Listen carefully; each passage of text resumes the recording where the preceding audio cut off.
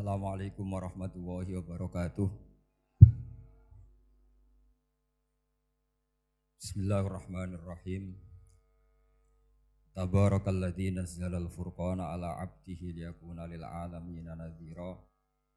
Allahumma shalli wa sallim ala sayyidina maulana Muhammadin wa ala alihi washabbihi asma'in amma ba'du.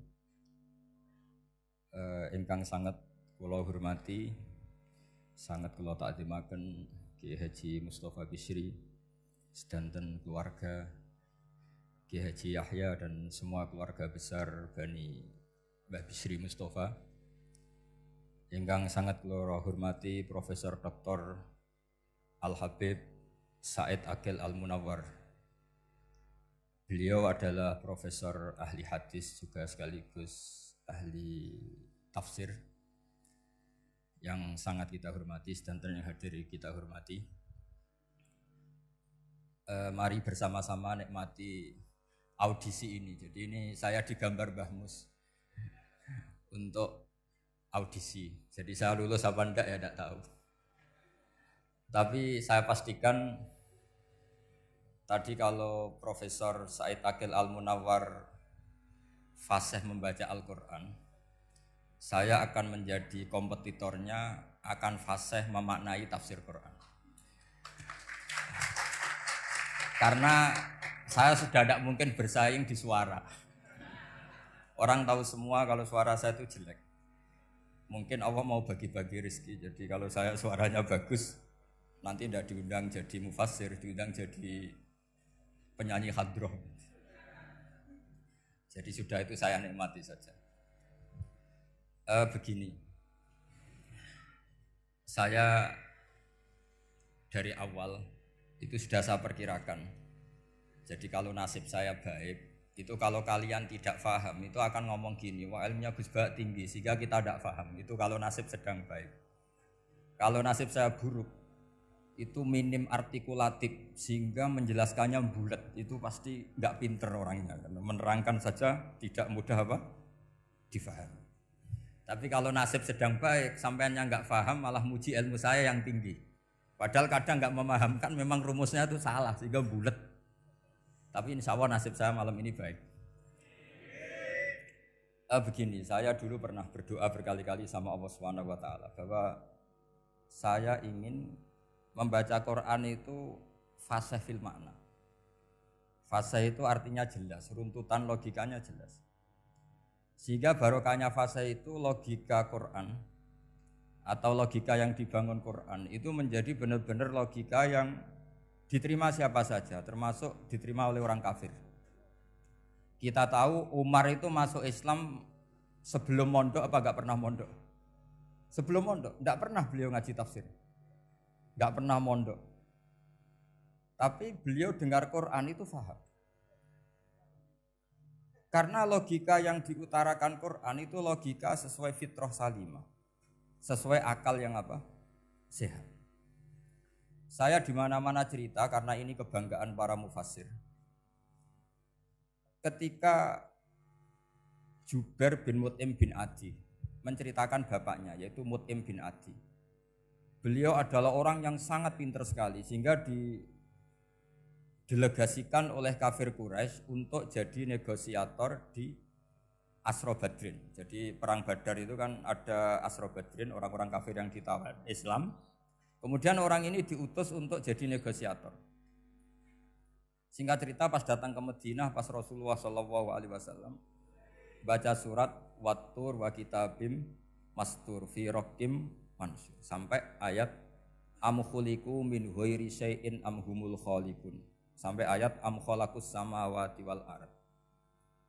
Di ayat itu Allah menceritakan kalau Tuhan-Tuhan yang kamu anggap Tuhan itu sebagai Tuhan, misalnya Lata, Uzza, Manat, enggak apa-apa kata Allah. Tapi kata Allah saya minta bukti prestasi mereka apa kalau sebagai Tuhan itu.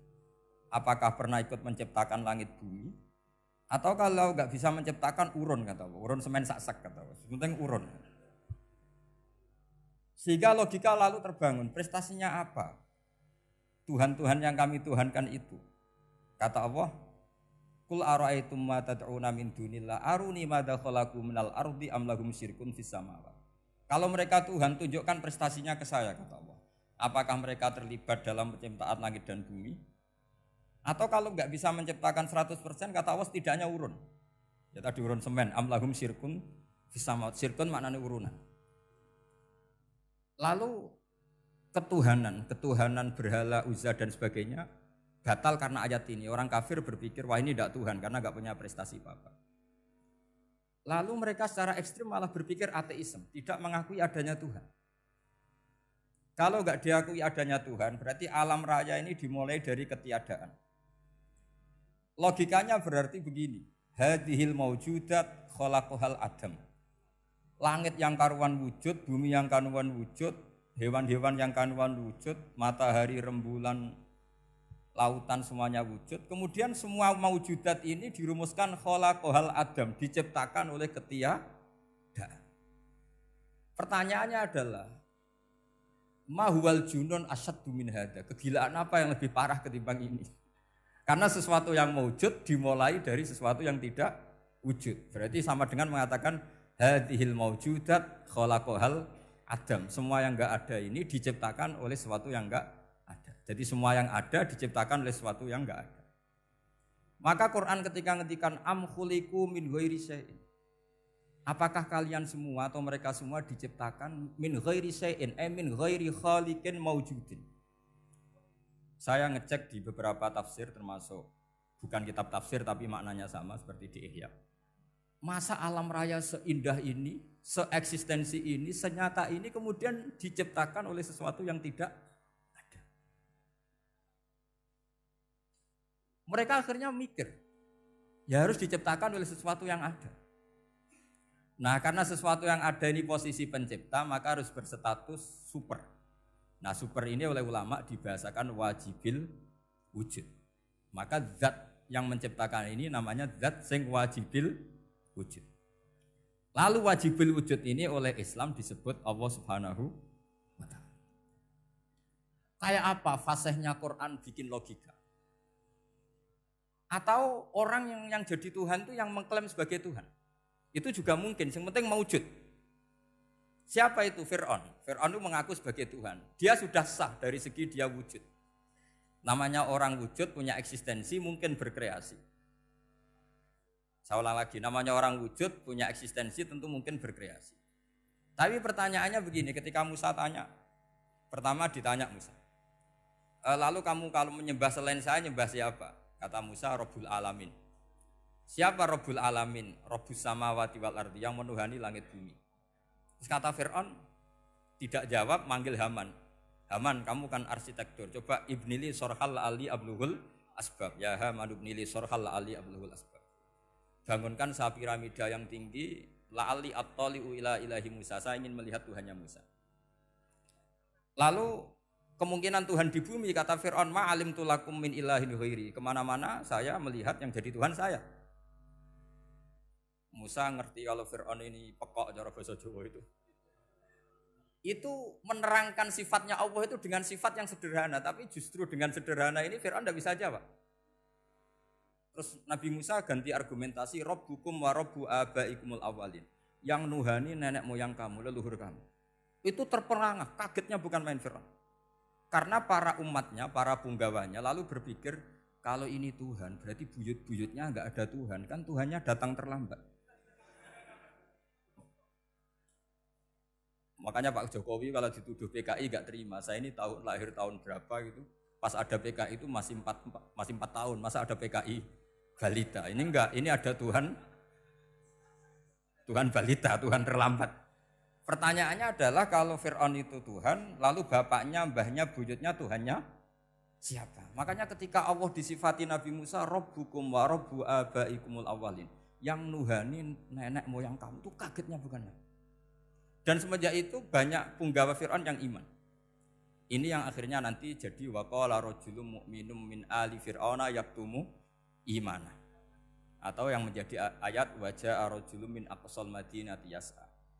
Kenapa mereka menjadi iman? Karena logika Fir'aun Tuhan itu gugur, runtuh. Bisori khil hujjah, dengan logika yang sangat transparan. Jadi ini perlu belajar tauhid. Jadi kalau sampean sudah kalah suara, jangan kalah logika. Kalau sudah kalah suara, kalah logika, jangan kalah tinggal mendengar saja kok tidak paham bambune gitu. Jadi ini sering saya utarakan. Makanya banyak ulama mengatakan fasihu ibaratil Quran itu bukan sekedar notnya atau sajaknya kalau boleh dibilang saja. Tapi karena runtutan cara berpikirnya. Maka kelihatan sekali di tema-tema Quran. Ketika nyifati Allah Rabbus samawati wal ardi tidak mengalahkan Fir'aun, justru dengan sifat yang ringan Rabbukum wa Rabbu abaikumul awalin bisa mengalahkan Fir'aun. Nah, kenapa sekarang orang tidak fasih baca Quran? Karena tadi perangkat itu tidak cukup. Saya berkali-kali matur, juga sering matur Mbah Mus. Saya itu masih sekarang masih belajar Al-Ibris, Mbah Misbah, Marbawi, semua khazanah tafsir, baik yang bahasa Jawa, bahasa Melayu itu masih saya pelajari. Termasuk saya pelajari lughotnya.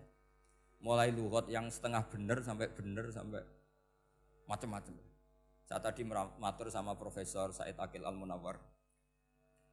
Memang bacanya harus urut Said Akil Al-Munawwar. Karena sekali salah Said Akil Sirat.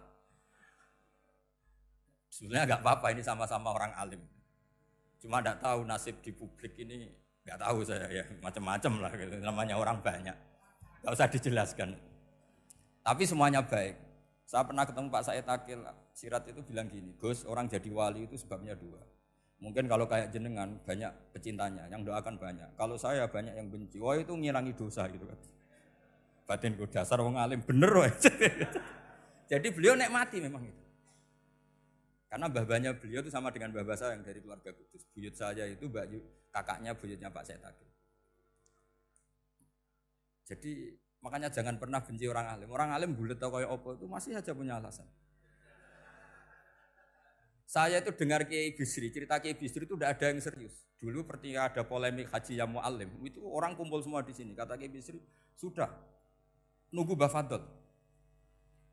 Mbah Fadl sudah di rumah. Ngiranya orang itu ya Mbah Fadl rawuh dileteh. Setelah lama Mbah Fadl tidak datang. Loh Kiai Bisri Mbah Fadl tidak datang. Lah ya di rumah. Lah mana kok tidak ada? Ya di rumahnya sendiri. Karena beliau enggak pernah bilang di rumahnya. Orang saja yang kepikiran kalau itu rumah leteh. Itu mirip seperti guyonannya Rasulullah SAW. Nabi itu kalau guyon itu tidak pernah bohong. Makanya di tiba itu disebut wayam zahu wala yaqulu illa haqqan. Nabi itu ya guyon, tapi enggak pernah bohong. Yang bohong kan khayal kamu. Masyhur itu ada orang sepuh sowan Nabi. Di kitab saya itu perempuan, tapi di beberapa kitab lelaki. Saya tidak tahu pastinya berapa. Biasanya ahli hadis mentahmilkan ta'addudul qissaten atau ta'addudul waqi'aten. Oke, kita bayangkan itu perempuan. Ya Rasulullah, saya ini tergesa-gesa, nanti takut kemalaman. Ini orang sepuh. Jadi jangan kamu bayangkan Nabi suami wong ayu nom nanti jadi hoax. Orang sepuh.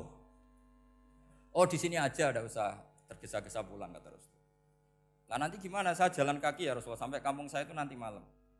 Kata Nabi, la ahmilan naki alab hinako. Santai saja nanti tak pinjemin anaknya unta.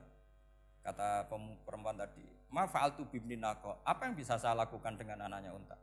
Sudah tenang saja kata Nabi. Setelah mau pulang, disiapkan unta, ya unta tua, unta layak dinaikin. Ya Rasulullah ini kok unta tua, katanya anaknya unta. Nabi dengan santai, oh masih tua ya anak unta. Jadi itu menafsirkan anaknya unta cilik itu kan pikirannya kamu kan. Sebetulnya anak unta itu ya tua pun anak unta. Maka saya itu yang termasuk bangga. Nasib saya nanti insya Allah kayak Gus Mus, kayak Gus Dur. Sampai tua dipanggil Gus. Tapi saya niatnya lebih buruk. Supaya nanti kalau saya salah pantas ngijek Gus. Tapi dalam kompetisi kadang Gus itu kalah. Itu dulu di Pondok Sarang itu kalau ke WC itu antri. Itu yang di WC didodok. Supaya cepat keluar. Ayo cepat keluar, saya Gus. Dikira teror Gus itu yang di WC menjadi takut. Yang dalam WC gak kalah, saya malah kiai. Iya. Jadi memang kacau, kalau sudah logika itu kacau. Tapi di Ihya kitab yang populer dikaji di pesantren, itu ada babnya. Qadiyat itu pengarang tentang betapa wajibnya takzim sama Rasulullah. Tapi punya bab mizahun Nabi, guyonan-guyonannya Kanjeng. Cuma Nabi seninya tadi, wala yaqulu illa haqqan. Meskipun guyon itu enggak pernah bohong, itu butuh seni itu.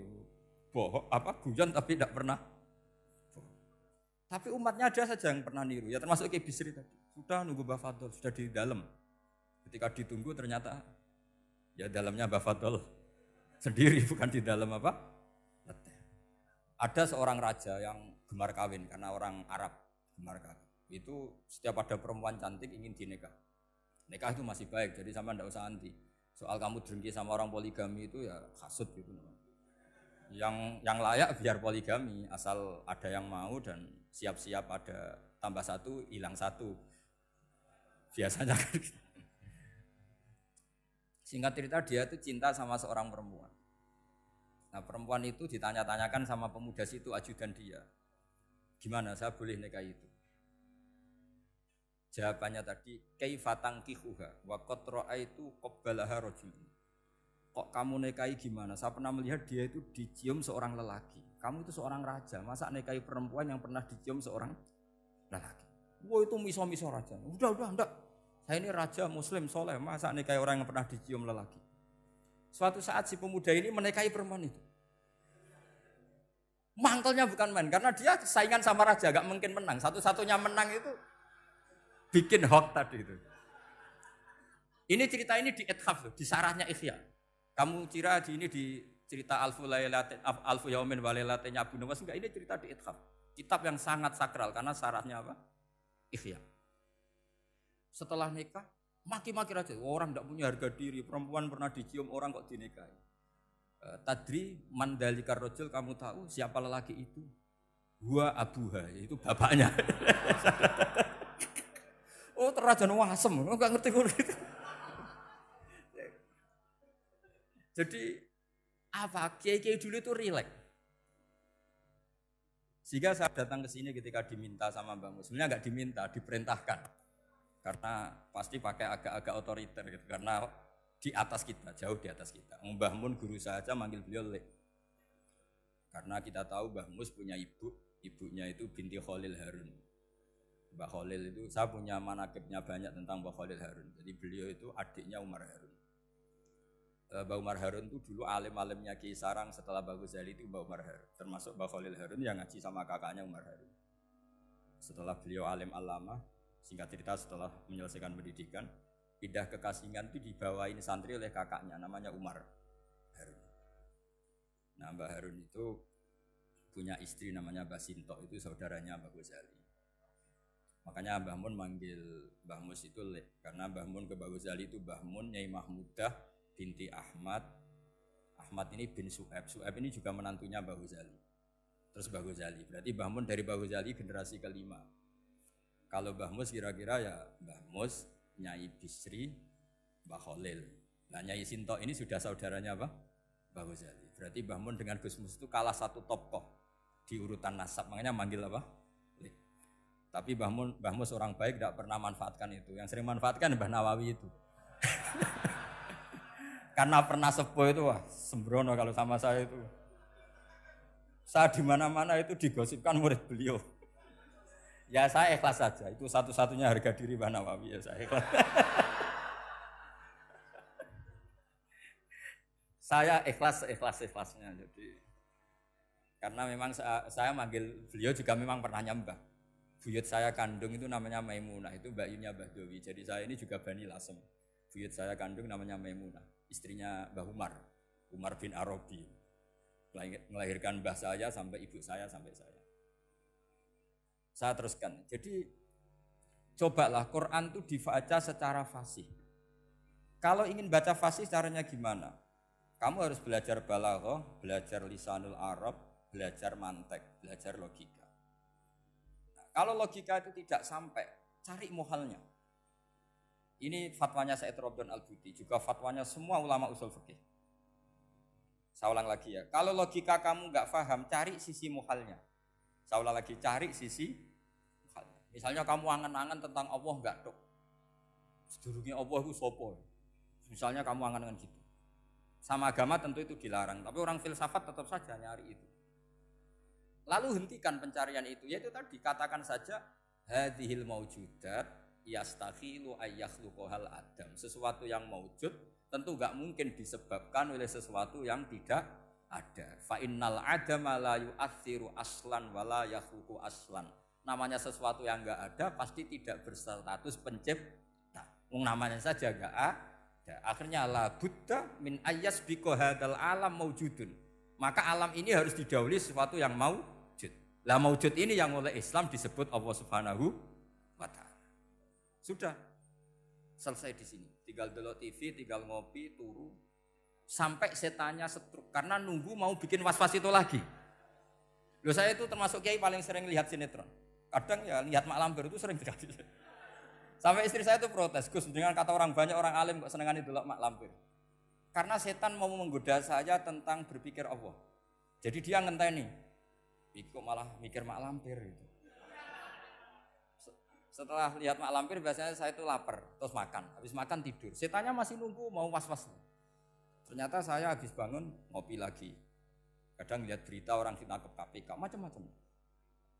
Ini penting saya utarakan supaya setan itu tidak menang. Jadi ciri utama setan itu kata Rasulullah SAW, setan ini goda umatku, hadhil jibal khalaqaha Allah, hadhil ardo khalaqaha Allah, hadhil bihar khalaqaha Allah, faman khalaqaha Allah. Itu makanya banyak orang jurusan filsafat keblinger karena tanya Allah itu siapa.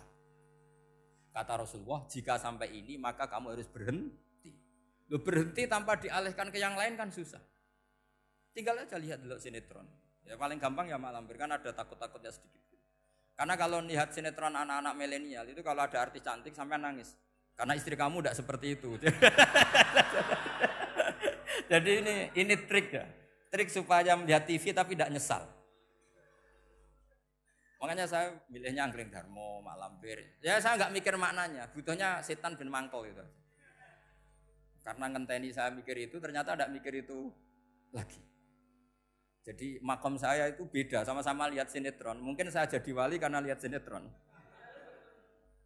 Mungkin ya.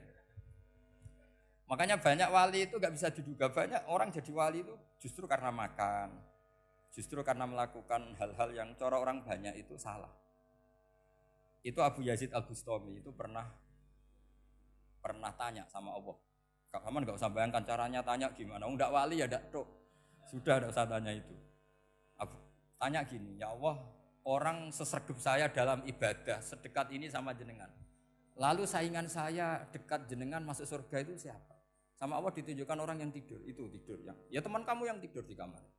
Enggak terima Bu ya, ini gimana kok bisa setingkat saya orang tidak tidur gitu. Yang saya ibadah terus istighfar terus. Tapi jawabannya Allah nih. Kowe ibadah terus itu mergo wedi aku. Jadi kan nganggep aku iku rodok-rodok jahat gitu. Iki tuh ratu mergo yakin aku apian, mengane ditinggal turu. Jadi sampean jangan tiru makom saya ketika tidur. Itu punya kelas khusus. Tapi jangan tiru, ini cerita saja, sampean ndak harus niru. Karena sampean kalau niru itu harus ada Abu Yazidnya. Abu Yazid sudah enggak ada. Tapi itu ilmu. Ilmu yang cocok enggak cocok harus kita kaji. Saya tadi jagungan sama beliau, sama Profesor Said Akil Al-Munawar. Beliau cerita sebetulnya sekolahan saya itu tentang usul fikih, tapi terkenal saya Profesor Tafsir. Tapi saya suka ilmu usul fikih, meskipun korbannya ya banyak. Biasanya orang jadi liberal gara-gara ya usul fikih. Sebenarnya nggak perlu dipikir lah itu macam-macam. Begini, dalam usul fikih yang mainstream itu kan ada hukum wajib, haram, ya makruh, terus macam-macam lah. Termasuk ada mubah. Mubah itu boleh dilakukan, boleh ditinggalkan. Dalam ilmu usul fikih sebetulnya definisi mubah boleh dilakukan, boleh ditinggalkan itu salah. Karena begini, setiap Anda melakukan sesuatu yang mubah, pasti di saat itu meninggalkan sesuatu yang haram. Saya ulang lagi ya. Itsma min mubahin illa wa yatahaqqaqu bihi tarku haramimma. Semua teks di Lubul Usul seperti itu. Memang saya hafalkan, karena ini cara saya jadi wali yang mudah murah. Itsma min mubahin illa wa yatahaqqaqu bihi tarku haramimma. Fayatahaqqaqu bisukun tarkul qatli wa bisukut tarkul qadzaf. Terus beliau membuat sekian contoh. Hukum mubah itu kata ulama yang lain kan boleh dilakukan, boleh ditinggal. Itu tidak benar. Mubah itu ya wajib. Karena setiap kita melakukan mubah maka saat itu berarti kita meninggalkan barang haram. Coba orang tidur itu artinya apa? Tidak zina, tidak maling, tidak selingkuh, tidak mabuk. Sampean di pondok nikmati jagongan, rokokan, ngopi. Artinya nikmati rokok, nikmati kopi. Tidak menikmati tontonan di bar. Makanya kita berharap malaikat itu belajar usul fikih sehingga ketika kita rokok di pondok dilihat hada taroka melihat bar, wahada taroka melihat dangdutan, wahada. Jangan sampai malaikat bilang gini, dasar kere rakra delok. Itu repot kalau sampai bergerak gitu. Nah, kalau mubah itu artinya tarkul haram. Tarkul haram itu wajib apa sunat? Wajib kan? Berarti setiap orang melakukan mubah hakikatnya melakukan wajib dan itu artinya dapat pahala. Salah sampean ngajine ra khatam, dadi nglakoni mubah iku mengira tetep mubah. Maka berbahagialah orang yang ngajinya khatam. Makanya setahu saya kiai-kiai Mbah Mun ya sering guyon. Setahu saya Mbah Mun kalau ketemu Mbah Mun ya guyon terus. Guyonnya ini adalah waminal qutbi kata Imam Ghazali. Qutbu hadzal al-istilzat bil mubahat. Poros agama ini pada akhirnya adalah nikmati sesuatu yang dibolehkan Allah Subhanahu.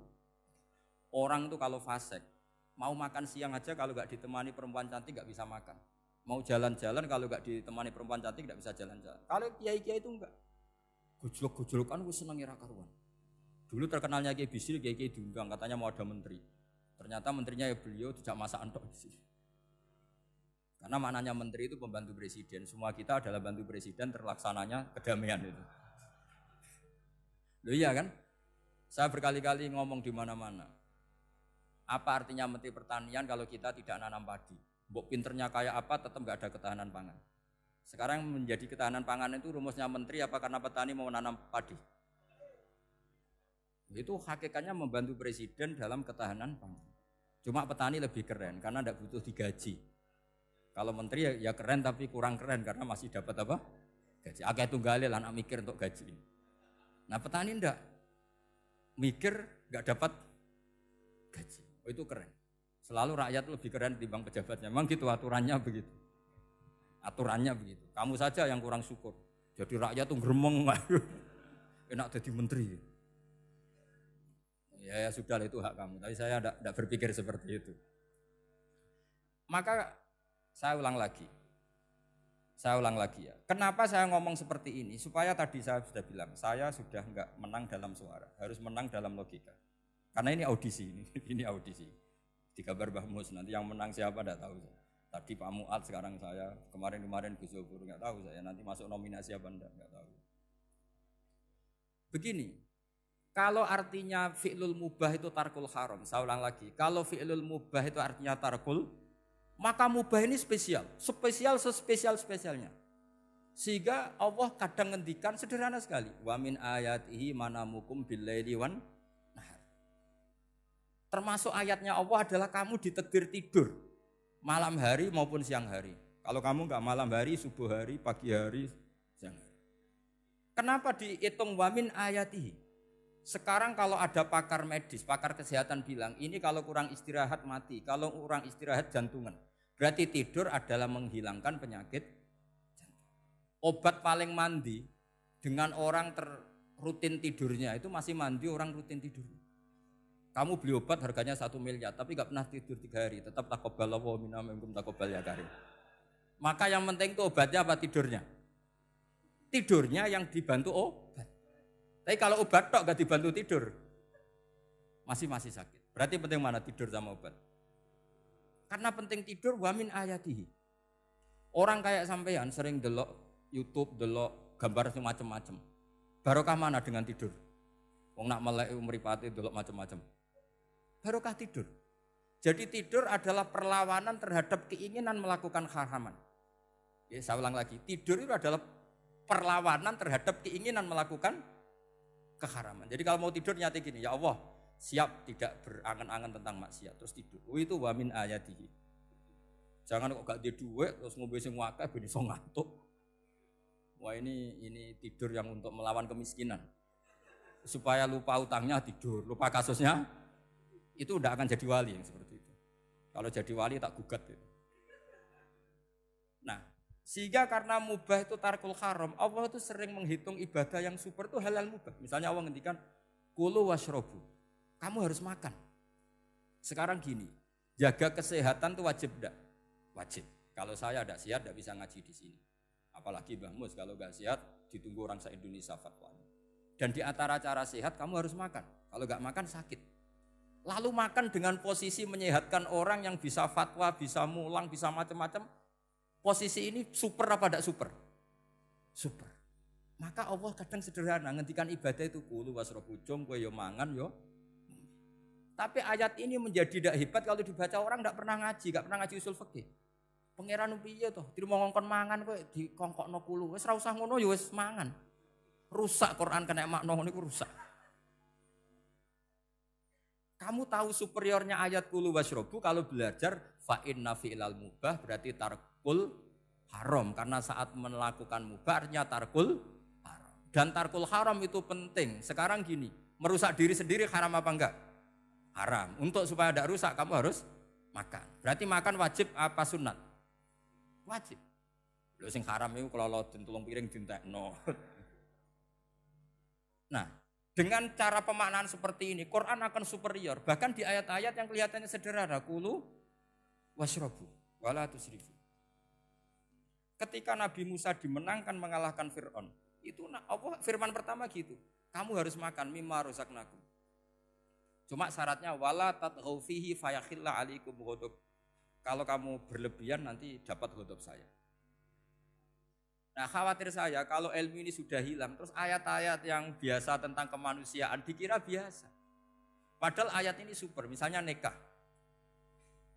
Nikah itu oleh Allah, perempuan yang kita nikahin itu oleh Allah disebut surga.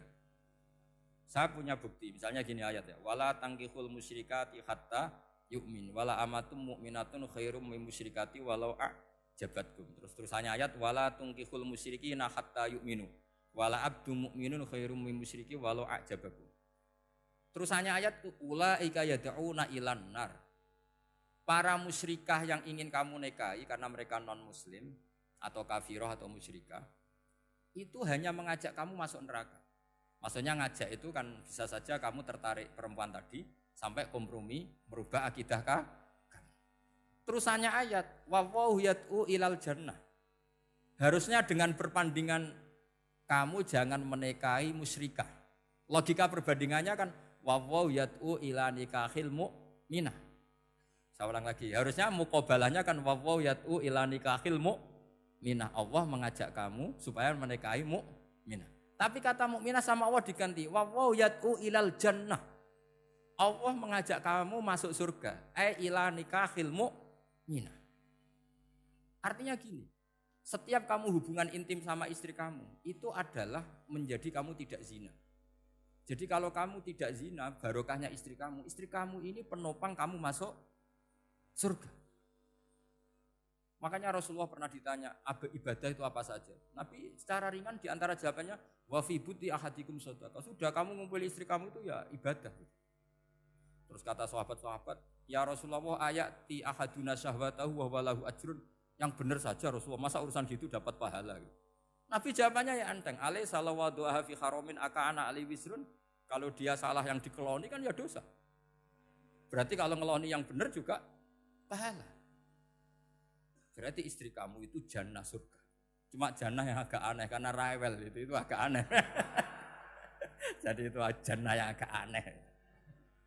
Maka supaya jannah ini tidak aneh, kata Rasulullah itu cara bersuami istri itu, kata Rasulullah, halla jariyatan tula ibuka wa tula ibuka. Sebagian riwayat halla jariyatan tudhahikuha wa tudhahikuka. Kamu cari perempuan yang gampang guyon, gampang rileks. Mula abah itu rileks, mudhahaka ya rileks. Saya berkali-kali cerita, saya ini termasuk orang yang enggak pernah diskusi penting sama istri saya. Karena takut tegang. Biasanya kalau tegang itu yang suaminya kalah. Jadi saya itu enggak pernah diskusi penting. Saya kemarin mau ke Pasuruan ya, mau ke Peloso itu ditanya, mau kemana? Ya enggak tahu. Terus pulangnya kapan? Ya enggak tahu. Wong kok rohan. Ya saya senang saja. Enggak roh itu artinya kan bodoh. Orang bodoh itu enggak mukallaf, artinya enggak dosa kata saya. Jadi saya ngambil hikmahnya saja. Karena takut. Ditakoki kok jawabannya ora jelas. Ora jelas itu misteri. Memang dunia itu penuh misteri. Pokoknya tak itu. Pokoknya yang kira-kira itu jadi tidak penting. Rasulullah tuh kalau debat sama istrinya ya milih gitu, milih mula abba mutohaka. Saya punya sekian cerita betapa Rasulullah tuh rileks ngadepin cemburu-cemburunan. Sayyidah Khadijah tentu orang yang super bagi Rasulullah. Sampai ketika adiknya Sayyidah Khadijah, kalau nggak salah namanya itu Halah itu. Kalau datang itu Rasulullah tuh menjamu karena mengingatkan suara Khadijah. Kalau muji Khadijah itu sudah langit Rasulullah. Sehingga Aisyah itu cemburu. Bagaimana Anda selalu muji Khadijah? Waqad abdalakallahu khairan minha. Allah mengganti yang lebih cantik ketimbang Khadijah dan lebih muda. Maksudnya Aisyah. Kenapa masih muji yang sudah meninggal? Tua lagi kan. Gantian Sayyidah Fatimah yang tersinggung karena ibunya ditua-tuakan. Itu ketika Fatimah cemburu, mangkelnya sama Sayyidah Aisyah. Mangkel manusiawi loh. Enggak usah kamu jadi Syiah terus benci Aisyah itu. Karena kalau kamu jadi benci Aisyah berarti kamu nganggap Aisyah itu salah. Dan itu efeknya di Rasulullah, berarti Rasulullah milih istri yang salah. Makanya kita ini madzhabnya ahli sunnah. Abu Bakar tidak mal'un. Kenapa tidak mal'un? Kalau kamu bilang Abu Bakar mal'un berarti Rasulullah salah pilih teman. Umar tidak mal'un karena Rasulullah pasti milih teman yang benar. Begitu juga milih istri yang benar. Dalilnya tidak usah jauh-jauh. At-thayyibatu lit-thayyibi. At-yabut thayyib tentu Rasulullah. Berarti istrinya pasti thayyibah. Jadi madzhab Ahlussunnah dalam madzhab sing jelas-jelas min baini farsi wa damil labanan khalisan sa'iwal lisyari. Jadi kalau kamu cari logika gampang saja. Nabi itu thayyib, bahkan at-yabut thayyib. Padahal kata Allah at-thayyibatu lit-thayyibi. Ya jelas ya. Jadi ini tidak usah dimasukkan hati tentang konfliknya Aisyah dan Fatimah, itu biasa saja. Yang satu bela ibunya, yang satu bela dirinya. Sebenarnya Aisyah itu enggak niat ngeritik Khadijah, ingin diperhatikan Rasulullah saja. Terus ketika Sayyidah Fatimah matur ya Rasulullah saya supaya ngalahkan Aisyah itu gimana? Karena ibu saya sudah meninggal, ya memang cantik dia, muda dia. Dan tahu betul orang kalau Nabi itu sangat mencintai Aisyah. Kata Rasulullah bilang gini saja, tetap hebat ibu saya. Karena ibu saya dapat Rasulullah rondo untuk Joko. Kowe ayu kaya apa iku untuk duda. Jadi rileks saja Rasulullah. Akhirnya ya semenjak itu enggak ngeritik lagi. Bahaya ini kalau ngeritik. Khadijah itu kan sudah umur 40 tahun. Janda dapat Joko. Aisyah perawan untuk duda. Keren mana? Keren Khadijah. Jadi tidak semua masalah itu Nabi itu menyelesaikan cara ekstrim. Nabi itu biasa mula apa? Santai rileks. Nah, kalau para mbak-mbak ini ingin jadi surga yang enggak aneh, syaratnya jangan rewel karena di surga itu enggak boleh ada orang rewel. Tapi kalau enggak rewel sementara suami kamu enggak benar, ini namanya goblok. Maka kata Mbah Mun kalau ngijazahi santri-santrinya, "Cung bojomu kudu rewel, enggak ngono fakir," kata Mbah Mun. Tapi santri yang di belakang gremeng, "Iya, Mbah, nak fakir, nak jantungan mati." Makanya sering itu. Jadi di antara ulumil Quran itu ada istilah maudhi'ul mudmar mengganti maudhi'ud dhamir atau maudhi'ul lafzi menggantikan lafdzan akhar. Itu memang agak jadi ilmu tafsir. Tapi bagi pelakunya itu menjadi gampang. Ya tadi, ketika Allah melarang nikah hal musyrikah, saya ulang lagi.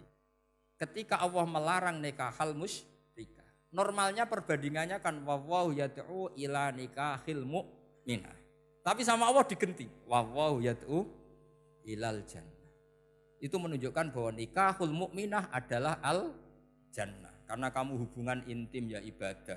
Diwamuk kowe sabar ya ibadah. Nafakoi ya ibadah. Neng-nengan kejahatan senjata juga ibadah. Seru Kang, neng-nengan itu seru. Karena memang di antara sistem tubuh kita itu butuh masa-masa jeda. Itu mari cerdas. Karena tubuh kita ini tidak hanya butuh seneng, tapi juga butuh susah. Susah itu melahirkan kearifan. Jajal bojomu tahu minggat, mesti kearifan kamu meningkat. Jadi minggat itu ya penting. Nikmati saja.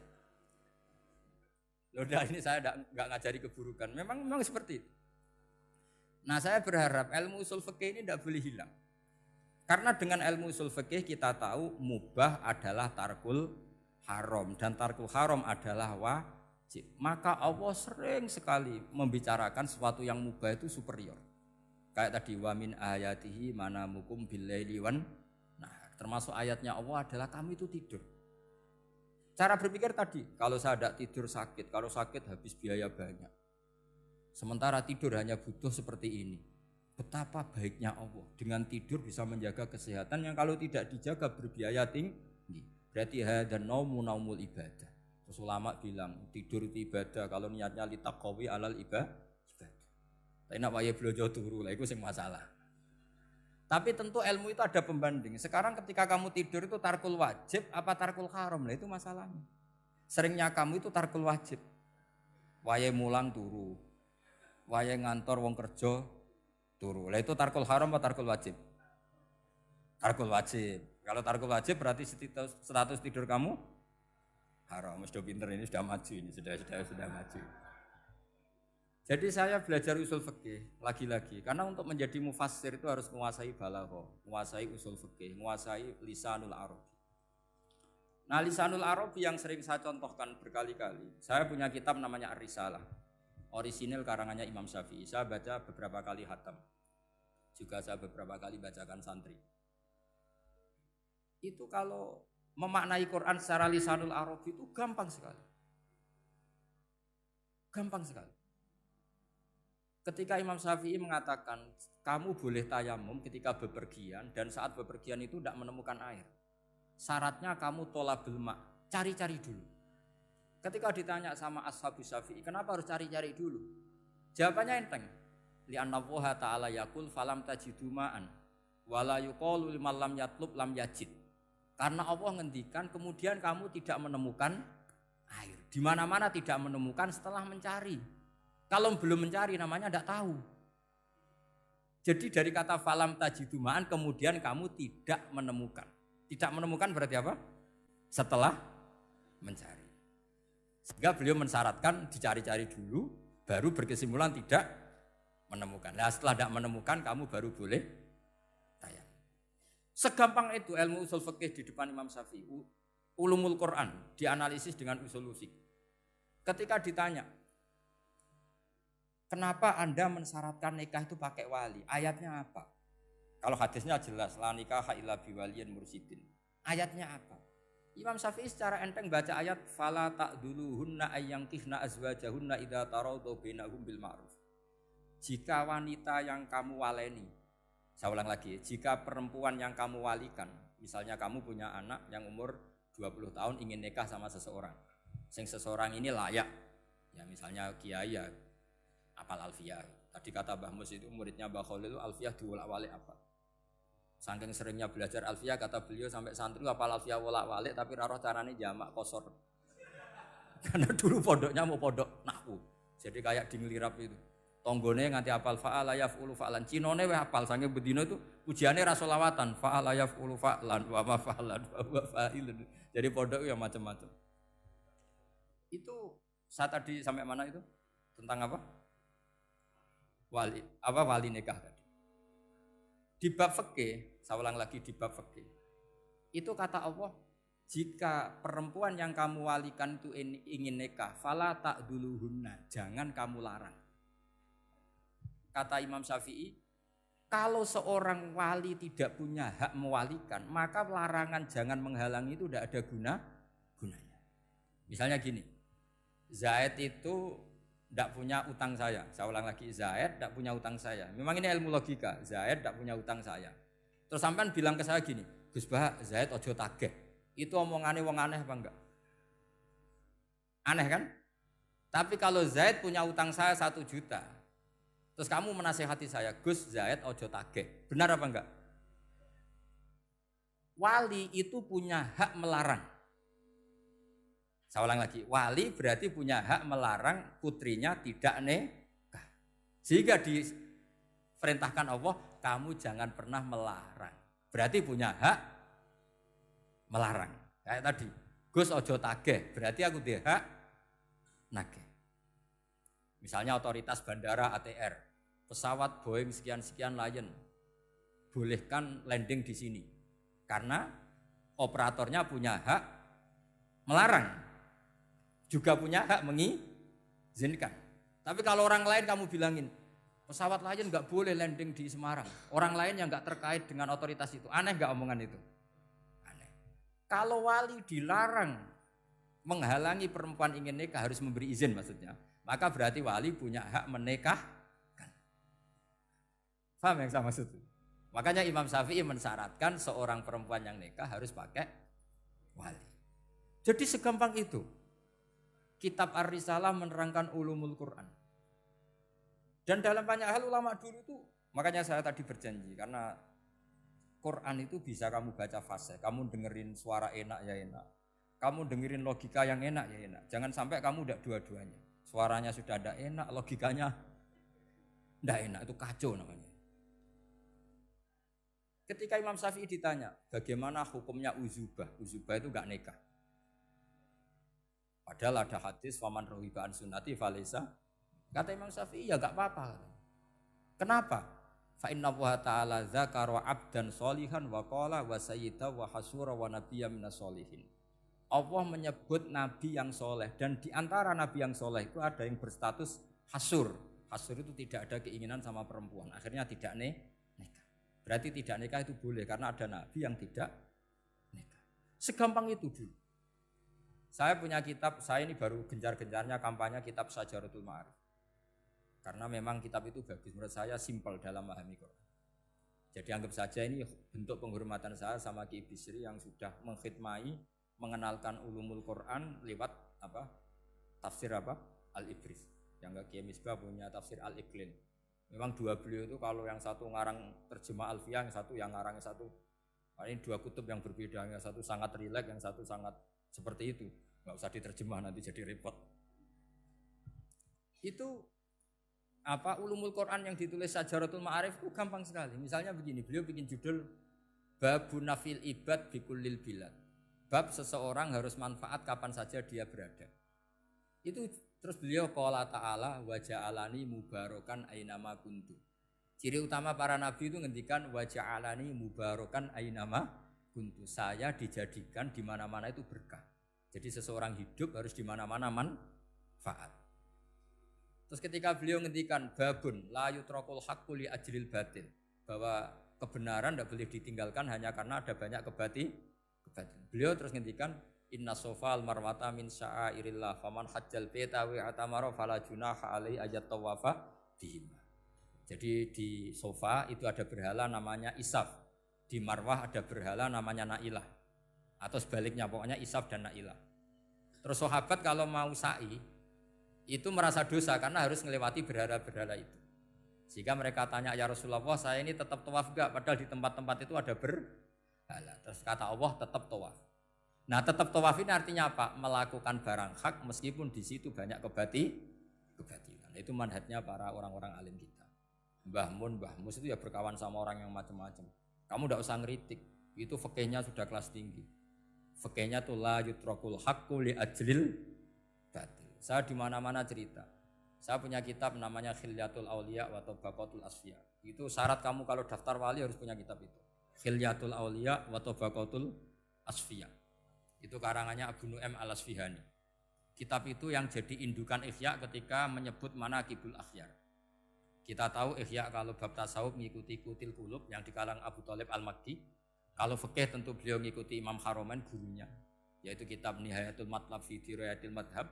Kalau manaqibul akhyar beliau mengikuti kitab Khilyatul Auliya. Dan ngikuti itu penting kalau dalam tradisi kiai. Enggak boleh seorang kiai kok mikir sendiri, namanya mustaqil. Kalau mustaqil itu mubtadi', bikin tatanan baru dalam agama. Justru ulama itu harus niru sebelumnya karena sanad itu harus musalsal, enggak boleh. Imam Syafi'i bilang haram terus kamu bilang halal. Terus murid kamu bilang makruh. Terus muridnya kamu ya pokoknya khilaful aula, enggak boleh gaya-gayanan gitu. Kalau di kampus plagiat itu dilarang, kalau di pondok itu wajib. Makanya banyak kalau tes itu ngerpek karena belajar itu tanpa batas katanya. Lu kok ngerpek? Mboten ya, jadi belajar kapan saja. Jadi mboten ngerpek, mutolaah pas tes. Kacau tuh santri itu. Mutolaah tapi pas apa? Tes. Itu dalam kitab Khilyatul Awliya diterangkan. Uniknya rawinya itu siapa? Sufyan bin Uyainah, orang yang sangat khusyuk, gurunya Imam Syafi'i. Kita tahu Imam Syafi'i punya guru zaman di Mekah itu namanya Muslim bin Khalid Az-Zanji. Dalam hadis ngikuti Sufyan As-Sawri sama Ibnu Uyainah. Tapi beliau intisabnya lebih ke Imam Malik ketika ngaji apa? Muwatta. Terus beliau punya guru usul fikih namanya Muhammad bin Hasan Asy-Syaibani. Itu Sufyan bin Uyainah dalam kitab itu diceritakan. Pernah suatu saat Isa sama Yahya. Ini supaya saya tahu fikihnya Mbah Mun, fikihnya Mbah Mus. Isa sama Yahya itu satu nabi yang sama-sama muda, yang satu angkatan. Saya berkali-kali cerita, nabi yang satu angkatan itu ada 3. Tapi yang 2 ini enggak level, yaitu Ibrahim dan Lut. Tapi enggak level karena Lut itu adalah pernah keponakan siapa? Ibrahim. Musa dan Harun, tapi Harun itu enggak levelnya Musa karena dia jadi nabi berdasar proposal Nabi Musa. Jadi Nabi Musa itu alsak, agak pelak. Sehingga beliau kalau menjelaskan kesulitan, terus pakai jubir. Makanya kemarin-kemarin itu ada wali yang kalau ngomong pakai apa? Jubir. Akhirnya Nabi Musa ngendikan apa? Waj'alli waziran min ahli Haruna akhi usdud bihi azri wa asyrikhu fi amri. Ya Allah, saya ini lisannya agak pati fasih. Tolong Harun sing huwa afsahu minni lisanan. Yang lisannya lebih fasih tolong jadikan nabi. Sama Allah dituruti, Harun jadi apa? Nabi. Tapi yang dapat wahyu Musa, jadi dia hanya jubir. Makanya seangkatan tapi tidak level. Yang seangkatan level itu hanya Yahya dan Isa. Nabi Isa kita tahu berstatus wa yukallimun nasa fil mahdi wa kahla. Jadi mulai kecil sudah pinter. Nabi Yahya ya enggak kalah keren. Ya Yahya khudil kitab bi quwwah wa atainal hukma sabiyah. Ketika kecil sudah pinter. Jadi ini rivalitas dalam ilmu. Makanya khilaf itu penting. Jangan gontok-gontokan, berarti ora tau ngaji. Khilaf itu penting.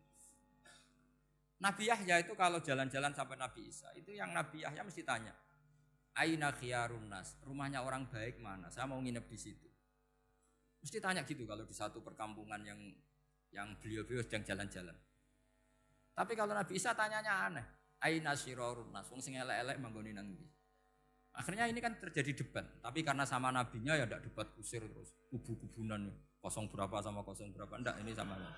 Ya sama-sama kosong-kosong, sama-sama orang ikhlas itu kosong-kosong. Sama lama terus debat kecil. Kenapa kamu tanya aina khiyarun nas?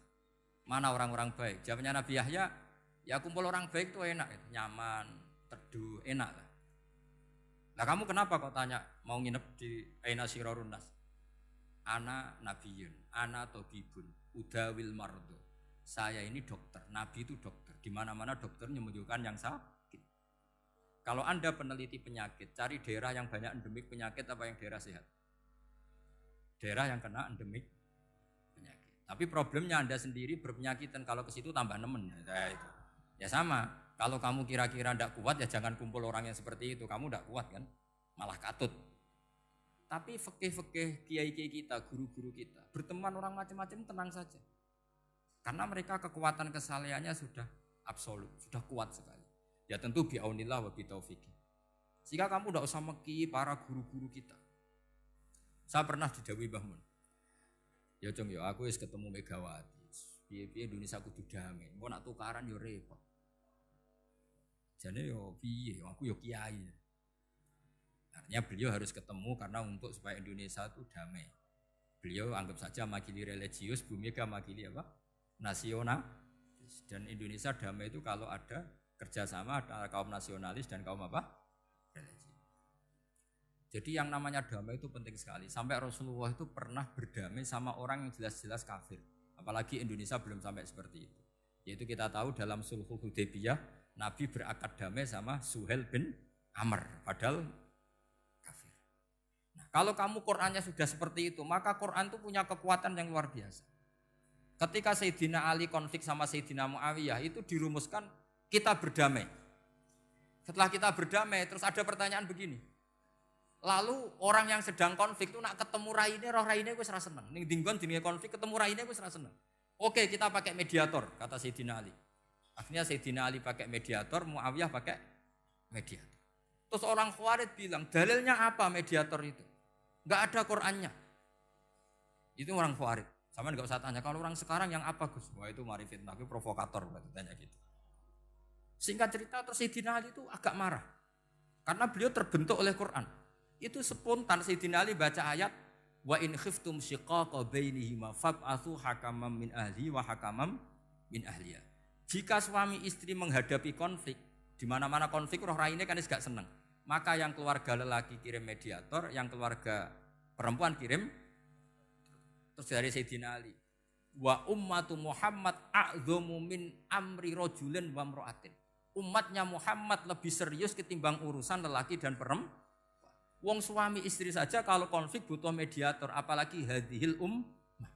Segampang itu mereka istidlal. Jadi mediator dalilnya mana ya? Dalilnya wa in khiftum shiqaqa bainihima fab'atsu hakaman min ahli wa hakaman min ahli.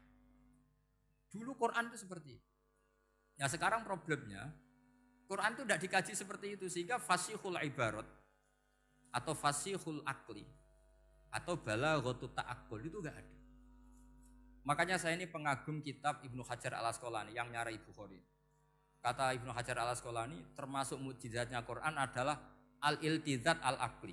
Akal itu menjadi nyaman. Itu uniknya yang dicontohkan seperti ngaji saya malam ini. Misalnya Allah ngendikan am khuliqu min ghairi syai'in, yang namanya maujudat tentu diciptakan sesuatu yang maujud. Karena akal akan tersiksa ketika dicekoki gini. Hadhil maujudat khalaqahal adam. Tersiksa enggak akal kamu sebagai orang waras dicekoki pikiran hadhil maujudat khalaqahal adam. Ini maujudat disebabkan oleh ketiadaan. Mesti kowe ra iso turu. Barang rono kok iso gawe iku piye? Nah ini yang dimaksud dalam ilmu tasawuf ala bi dzikrillah tatmainnul qulub. Jadi cara tenangnya hati itu macam-macam. Nak wong toreko wis wong kon wiridan. Nak koyo kula rada ahli akal, wis meneng. Alhamdulillah di pangeran sing wujud. Berarti hadil maujudat khalaqahal maujud. Berhubung maujud ini pencipta berstatus super. Super itu dalam agama disebut wajibul wujud atau musabbibul asbab atau kausa primamboh lah sauni-uni. Sing penting iku ora hadil maujudat khalaqahal adam. Makanya kata beliau Nabi itu bukan sekedar jamal suratan, ganteng secara perawakan, secara fisik enggak. Tapi juga Nabi punya jamalul akal. Akalnya itu nyaman. Yaitu kita disuruh iman dengan sesuatu yang memang kita nyaman. Seperti kita disuruh iman bahwa alam ini diciptakan oleh Allah. Oleh al-mawjud yang super. Kan terus nyaman. Coba kalau kamu diajarin Islam, alam ini yakini yang menciptakan adalah ketiadaan. Oh kamu kuliah sampai profesor sampai dokter pusing, ini ajaran apa? Sesuatu yang tidak ada menyebabkan sesuatu yang ada. Yaitu namanya termasuk ajaran ini indah karena ada al-iltizat al-akli. Kenyamanan apa? Berpikir karena terus nyaman. Ya saya kira demikian ini audisinya selesai. Assalamualaikum warahmatullahi wabarakatuh.